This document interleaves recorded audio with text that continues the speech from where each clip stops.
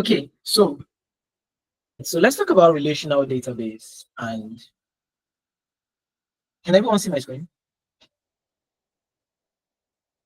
Well, can you see my screen? Okay, so let's talk about relational database and SQL. All right. Now, tonight, what would tonight look like? Let's get to see what tonight is going to be like. We're going to first start with more like we're going to start with a bit of an history of how database evolves and how it came to be. So where did all this starts from? What inspired what we have today as database, and what are we looking towards in the whole body of database? What is the journey going to be like for us?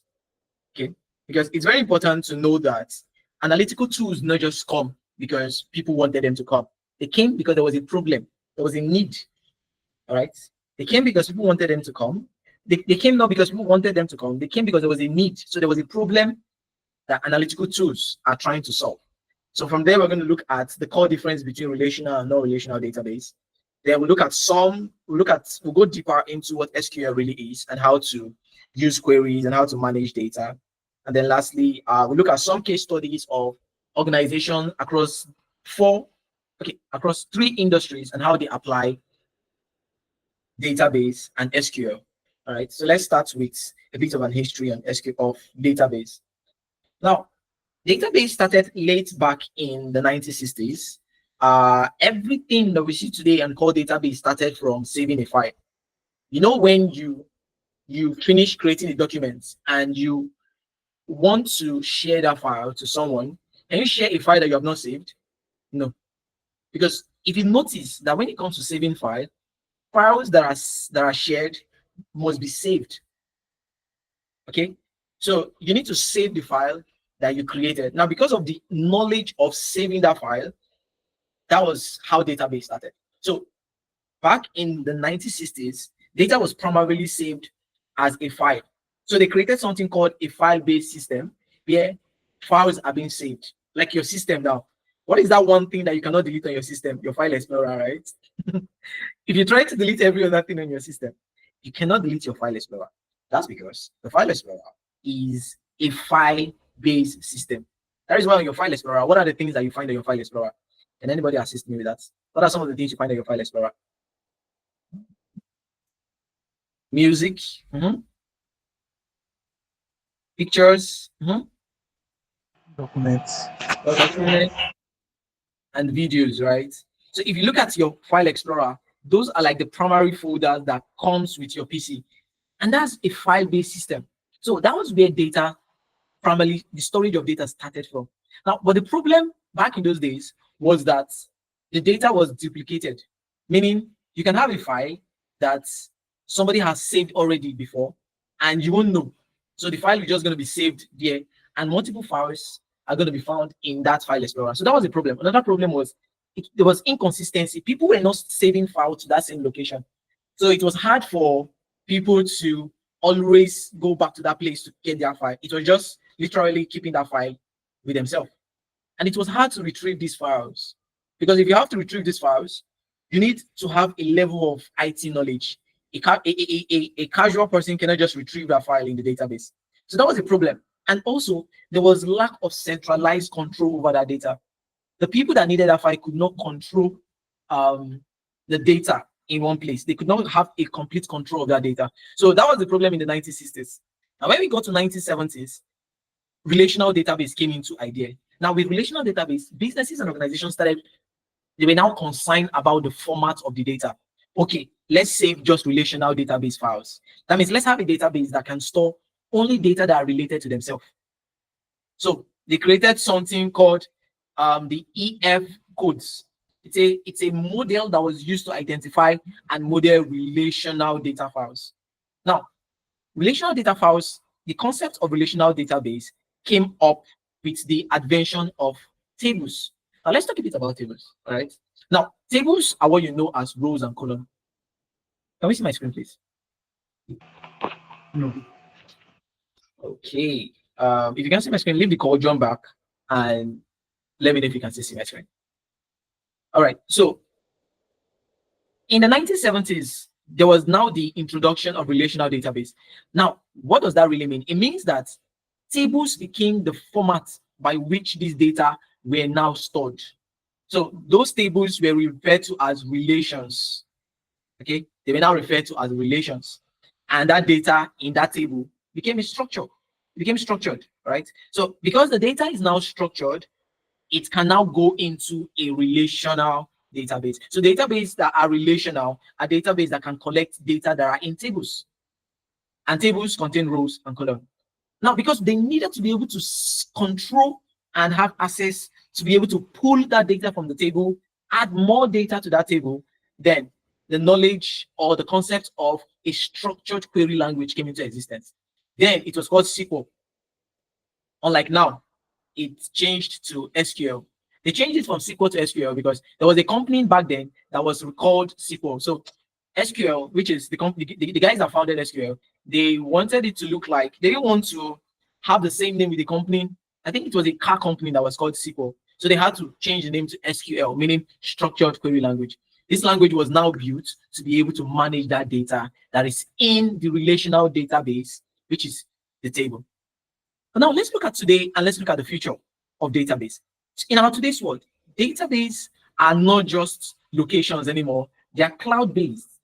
They are leveraging big data technologies such as AWS, founded by Amazon, Google Cloud, founded by Google, and Azure, founded by Microsoft. Of course, at this stage, you already know that these guys are the giants of technology in our world today. But the truth is, in our today's world, companies and organizations are moving away. Big companies are moving away from traditional database to cloud, and still using the traditional database, which is just tables, and that's location where tables are stored, which is the database.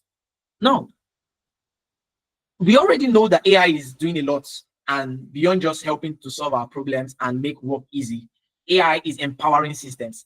Today, a lot of businesses are built on AI. A lot of applications are built on AI. A lot of inventions are built on AI. So we're looking at the future where AI will be the ones.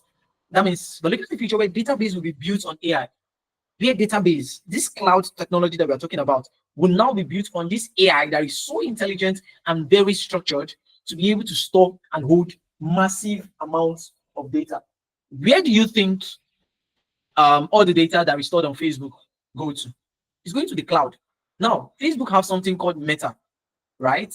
If you've heard of Meta, use the reaction button to raise your hand. You've heard of Meta. Now, Facebook now have an AI called Meta, and their data and all the data of customers and users in a cloud database, making them already they're already in that phase of database powered by AI already. And all of a sudden, we now see Facebook buying a lot of social media platforms. Now we have Meta on WhatsApp, we have Meta on Instagram, we have Meta on you. Do we have Meta on YouTube? No. But we have Meta on Facebook, we have Meta on WhatsApp, and on some applications that we're not even using in Africa, like some other applications that are used in China, some applications that are used in some French-speaking countries, and Meta is integrated in them. So we're looking at the future where AI will be powering our database and analyzing that database to give more information on what customers, activities, transaction processes are happening in that database to help organizations make more informed decisions. So tell me why you should not build a good knowledge in database. Tell me why you shouldn't build a good knowledge in SQL. Because at the end of the day, SQL is still that language that is going to be using, whether the database is powered by AI or it's not powered by AI. SQL is still your guy. So you see why you should learn SQL. Now let's move on to talk about what really is database. First thing to know is database is an organized collection of two types of data, a structured data and an unstructured data. Now, why is this data collected? Data is collected for three purposes. One is so that they can access the data anytime, anywhere, any day, any week, any hour of the times that they need that data, they can access it.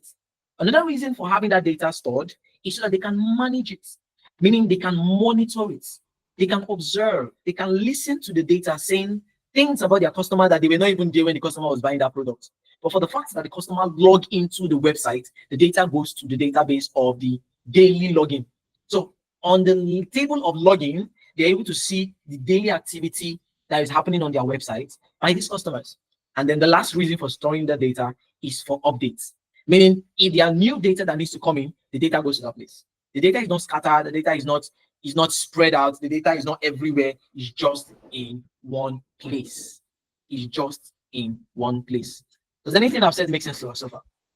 Okay, so now we've understood what a database is. Let's talk about the importance of database. Why should organization adopt database? Why should you adopt database? Why should database and the knowledge of database be taught as a skill for data analysts? One is database helps us to efficiently store and retrieve vast amounts of data. Okay. Now, because the data that we are using is vast, there needs to be a storage that is wide enough to retrieve that data. Okay. Okay, so I'd like to confirm if you can see my screen. Can we see my screen? If you can see my screen, use the reaction button. Just use the reaction button. You can see my screen. All right, Martha. Oh, great. All right. So the importance of database to us as data professionals or non-data professionals or entrepreneurs is that when we talk to business people, we can access their data on that platform. And that's very important. Another importance is that it supports real-time processing and analysis. Now, what do I mean by real-time processing and analysis? Every day, a lot of people are transacting on social media, are transacting on websites, are transacting on their phones, using their bank apps and using, playing games and learning new languages and chatting. Now, all of these things that are happening every day, they are called real-time data. All right. Now, what we want to do is we want to be able to process that real-time data and analyze that real-time data. So every day, the company is able to see what is happening daily, what kind of customers are visiting their website, what kind of users are active in the morning, in the afternoon, in the evening, in the night, depending on their location. Now, I'm being specific about social media data. So social media companies are able to monitor users and the time that they are online and the hours they spend online and the devices that they are logging in on, and all of those data that are collected that you don't even know are happening while you're on your social media. So all of all those data, they go to the database. Now imagine there was no database. Where would all this data go to? Nowhere. They will just be lost in the, I can't even say cloud because the cloud is already a storage. All right, so let's talk about real world examples that of companies applying the knowledge of database. First, let's start with Google. One thing we know about Google is the largest search engine in the world. And Google has over 1 billion user profile. Do you know that if you search for a name, do you know how many results you're going to get? You're going to see a lot of people that are bearing that same name on just Google. So how did Google have all of those data? It means that Google is able to connect different tables together to bring you that information. Now, let me explain something that happens in Google, especially Google as a search engine. I know today Google is doing a lot than search engine, right? Google is producing phones, if not laptops now. Google, in fact, what is left is for Google to produce their own cars if they are not already producing cars. All right. So Google is doing a lot, but let's be specific to one of their most trending and their first invention that they have ever done, which is search engine. Now, search engine data is the data that comes from Google when you go to search for information. Have you noticed the number of pages you get when you write food that we eat in Nigeria? Just check down, you see 1, 2, 3, 4, 5, 6, and you're like, whoa. And then each page, do you know the estimated number of results that you get per page? Can anybody guess that number? If you can guess that number, I'll give you a gift right on this call. If you can guess the number of pages that a search page on Google will give you. All right, you just have 1 minute to figure that out. So if you get the answer, put it in the chat and I'll just be observing in just 1 minute. That means by 8:53, let me just increase the time to 3 minutes. By 8:53, I'll withdraw my gift. Now, Google is managing a lot of data as a search engine, and every time you go on Google to search, you get 1,000 and hundreds of results. That's because they have a database where all those data are stored. So whenever you go to Google to pull up an information, it will go to those database and scan through the database and bring out any information that is related to the keyword that you searched for, whether it's a user that it's able to find, or is a object, or it's even YouTube. And if you notice, Google is not just going to give you blogs, it's going to give you YouTube recommendation, it's going to give you social media, meaning social media data is integrated in Google. So online platforms, courses like Coursera, Udemy, all of these guys, they have their own databases, but Google is managing all their database related to their own database. That's amazing. Like, that's just amazing. So this is just a real-time example of database. Let's talk about Amazon. I'll be a bit faster now. Amazon manages like lots of products. In fact, on Amazon, you can buy a plane and you can buy all the equipment that you need on the plane. And on Amazon, you can hire the people that is going to drive the plane. And on Amazon, you can use their route signal to find the location that best suits where you want to drive your plane. And it's like Amazon has everything that we're looking for. The reason why we're not patronizing Amazon in Nigeria and Africa that much is because of their charges. That's all. It's not because they don't have all the data. Even though we're not patronizing them, they have our data. So no cause for alarm. Just know that these things are possible because of data, because of database. So on Amazon, you find product lists, you find transaction data, you find customer data. Now, in Amazon, a typical database will be, in that database, you will find product data, transaction data, and customer data. Now, of course, you know that in a database, tables are what you find there. You won't find the data literally thrown into the database. You find tables. So it means that there will be a table for products, there'll be a table for transaction, there'll be a table for customers, and the connection between all of them is what the database will pull up for you. Let's talk about Facebook. Well, I've talked about Facebook earlier, but I'll just mention some of the data that you can find on Facebook, such as user profile, activities logs, meaning how you're able to log in and out of Facebook, connections between users. You and me, like Akure, Facebook will recommend you to me and me to you. That's a connection. That's user connection data, meaning it's able to use your user data to connect you to other users that are kind of related to what you're doing based on the data that they fed when they were signing up for their Facebook account. So these are just companies that are using database at a global level. But still, you and I, we have a small sample of database that we use, which is your PC. Now, on your PC, you have a storage device, right?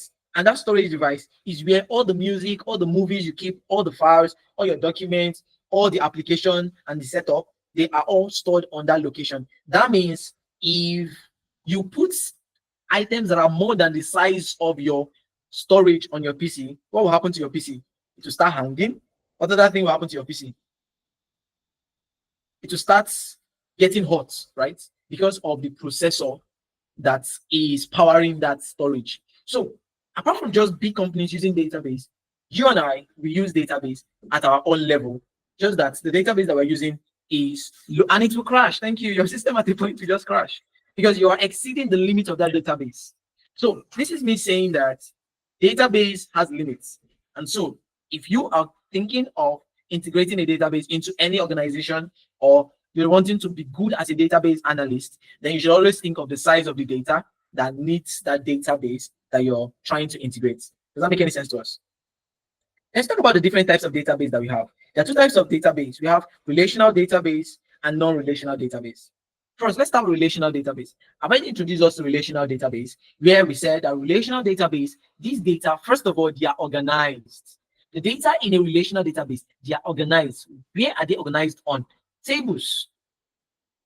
They are organized on tables. If I put an item on the floor and I put an item on the table, which item will be easy for you to pick? The item on the floor or the item on the table? You can put the comments, you can put that answer in the comments. Which item will be easy for you to pick? The item on the table or the item on the floor?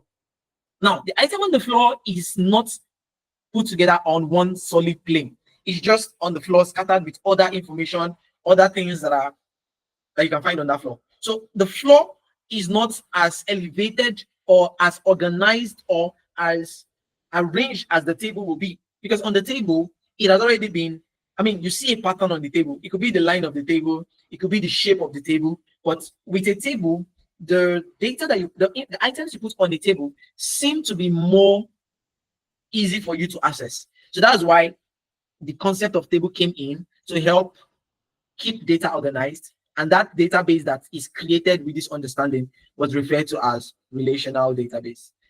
Now, one thing to know about relational database is the keys, or instead of saying keys, let's say relationship, because relationship is the main word, is the root word that gives birth to the keys. Now, relational database operates using, Yes, relational database operates using a very important concept called relationship. Relationship. When two people are in a relationship, what are the things you notice about them? You will find out they have some things in common. Some of them will go as far as putting on the same color of footwear, or wearing the same color of braids, or putting or wearing the same design of ring, right? Ring. Or they even will have the same name, meaning they'll be answering the same name. Now, what do you notice? There is a relationship, and when there is a relationship, there is something that is same between those two parties. Same, meaning they see things in the same way, they have a connection which is keeping them, which attracts them. Now, in database, in relational database, the concept of relationship is how can two tables connect to themselves? How can customer data and product data connect? The connection between customer data and product data is relationship. Okay, so this can only happen in a relational database. You can't find relationship in non-relational database. It's not possible. It's not possible because non-relational database is not built that way. But if it's a relational database, forget it. If those data are in tables, just know that there's going to be a relationship between these two tables. Now, let's talk about the keys. The keys are what creates this relationship. Now, there are two types of keys. Although I have a lesson for only that, but let's just introduce ourselves to it. So there are keys that are very important and essential when it comes to relationship in a database. And those are the things to take note of. So take note of the fact that data are stored in tables in a relational database. Take note of the fact that these tables they contain rows and columns. The rows are referred to the record. The columns are referred to the fields. Also take note that the connection between two or more tables in a relational database is a concept called relationship. And also take note that relationships are possible because of keys. And there are two types of keys in a database, in a relational database. One is primary and the other is foreign. Are we still together? If we're together, please use the reaction button so I know you're here, but you're listening. Okay, awesome, great. All right, so let's talk a bit about some examples of databases and what those examples are. Now, these examples we're about to talk about, they are applications that we use to manage relational database. Just like that application on your PC that is called File Explorer. That application is the same way as this application that are in the examples on your screen that I use to manage relational database. Okay, yeah, Rachel, your hand is up, sorry. Yes, I'm so sorry to have to cut in, but it's 9 o'clock. We're supposed to end by 9, but truly we started late, but we'll need to begin to round up. So even if we don't finish today, maybe this seems to be a very wide topic. So maybe we could pick it up on the next edition, but we actually need to start to round up so that we'll also be able to have time to take questions from people. Okay, all right, thank you. I lost track of time. Okay, so these platforms that are like the application to access this database, they are called a database management system. In summary or in acronym, they are called DBMS. They are called RDBMS. The R is relational, DB is database, M is management, and S is system. So they are called RDBMS. Okay, just in case you don't want to cram the whole word, just know that this RDBMS, the application that we use to be able to access that data in the database. And also, these platforms are what we use to create the database, and they are what we use to extract the database. I mean, the data from the database. Examples of relational database DBMS are MySQL, we have PostgreSQL, you have Microsoft Server, you have Oracle, and a number of them. But this is just the popular ones that are most required. And most times when you apply for job opportunities, they require that you have at least one of these. So it's either you're using MySQL or you're using PostgreSQL, you're using Oracle, you're using Microsoft SQL Server. All of them, they use the same language, SQL. So if you learn SQL, you can always use this in any platform, in any RDBMS that you wish to try it on. Okay, let's talk about non-relational database. I'll start rounding up. Latest by 9:15, I should end the call if you don't mind, Richard. Yes, yes, that's fine. All right, so I'll just stop by 9:10 so that we can take 10 minutes for question. I mean 5 minutes for question. All right, yeah. Okay, so two types of database. Let's start again. Relational and non-relational. Relational database, we know that they are organized data in tables. they have relationship, and we use RDBMS to access them. Let's talk about non-relational database. In non-relational database, we have information about the schema. And first, know that the data in a non-relational database, these data are unstructured or semi-structured.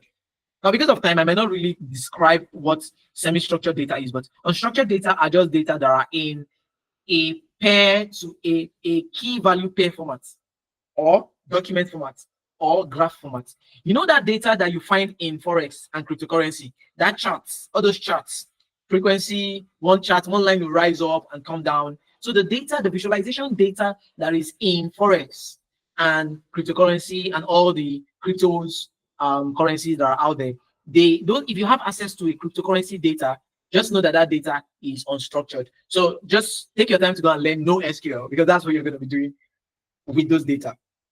So for those of us that are interested in going into cryptocurrency or going to Web3, you want to be a Web3 data analyst, or you want to be a blockchain data analyst, just know that NoSQL is your guy. Yes, you have to start from learning SQL so that you can understand the concept. But when you're good, know that you're going to be transacting a lot of NoSQL. All right. So the data in a non-relational database are unstructured, and we have examples of this data in the form of key and value pair, or the document. For example, if you look at your document, what do you notice? The document is full of text, right? I am a guy, I live in Lagos, I am a data analyst, I love working with businesses. Now, in your document, you have like a lot of stories with paragraphs. All those information in your document, if I take that data from your document, that data is unstructured. And if I want to analyze that document that your data is, so maybe let's say, for example, I want to understand your language of writing. I want to understand how you write. I want to understand how you're able to express yourself, how you're able to be creative in your writing. Then I would have to analyze that document. My ability to analyze that document is to be able to use NoSQL, which is a language for non-relational database, to extract the data from that document and put it in a database, and then plug that data to my Power BI so I can extract it and build my dashboard or my reports on. So that's just the whole idea behind non-relational database. Now, when do we use these guys? It's very important to know when these guys are valuable, when they are useful, and when they should be adopted into organization. Now, we use a relational database first. If the data is structured, then just go for a relational database. If there are tables, that means if there are multiple information, there's customer, there's sales, there is order, there's employee, there's production. If there are multiple information that are unique, just know that that is the concept of relationship. So it's still relational database. Example is if you're working with financial records, if a company uses financial record, or if they want to know the financial transaction going on, or they want to keep that finance activities, then of course that's going to be a relational database. If they want to know activities of users and how they are interacting with the application based on transactions, that means you want to say Mr. David bought 5 pairs of shoes from the website and he paid $40,000. If you want that kind of information and you know that information is organized, then that's a relational database. Let's talk about non-relational. When you use this guy, so we use non-relational when the data is coming from the social media. That means if you scrape a data from the social media, just know that that data that you're getting from the social media is not structured, is unstructured. So it straight away is going to some of the non-relational database platforms like MongoDB, Cassandra, Redis, and Couchbase. All right. Now, if the data you're scraping is posts, let's say Twitter posts of Nigerians in this period of government showing us shege and non-sheges, or if you're trying to scrape the data from an election, what people's opinion is about the forthcoming election, or you're trying to understand people's opinion about the president, about let's say the debates that went on with Donald Trump trending on social media. If you want to know what are people's perception about Donald Trump, activity on the internet, then that kind of data that you'll be scraping definitely is not going to be structured. It's going to be unstructured because you're going to be scraping a lot of comments on Twitter, a lot of posts and reposts and retweets, and all of those data that is on Twitter. So those kind of data, they are not structured, they are unstructured. Also, the data that comes from IoT devices, they are unstructured. What do I mean? IoT devices are devices that are built to monitor activity in a location over time and keep track of that activity in form of a data. Now, if you've heard of smart farm, you will discover that, or you can do your research if you've not heard of smart farm. Smart farm is a structural um, design where all the activities that involve pre-planting, post-planting, and even planting itself is almost automated by machines that are powered by traditional programming and artificial intelligence programs. Okay, let me explain. Now, a farmer builds a small incubator, or let's just say a box in his veranda, and the box has the ability to generate to trap energy around it and nurture the plant. Okay, or supply water to the plant on its own without the farmer always coming in to pour water. So the box has the ability to absorb atmospheric weather, atmospheric temperature, and convert into water and showers that water on the plant planted in that box. And also, that box also has the ability to till the soil. That means make the soil receive some nutrients gotten from its environment so as to nurture the seeds that are in the soil. That box is called a smart box. And most smart boxes, they are deployed in agricultural section. I was talking to a friend that has that fly drones for agricultural processes and watering of plants and monitoring farmland that are going to over 1,000 acres of land. And he was telling me how he's able to use his mobile phone. That he installed an AI application that can control that drone. So all you just need to do is log in at a particular distance from the farm, and the drone will go to that environment and will set some plugs, and automatically some things will be happening in the farm. Some sprinklers will come out from the ground and water the plants.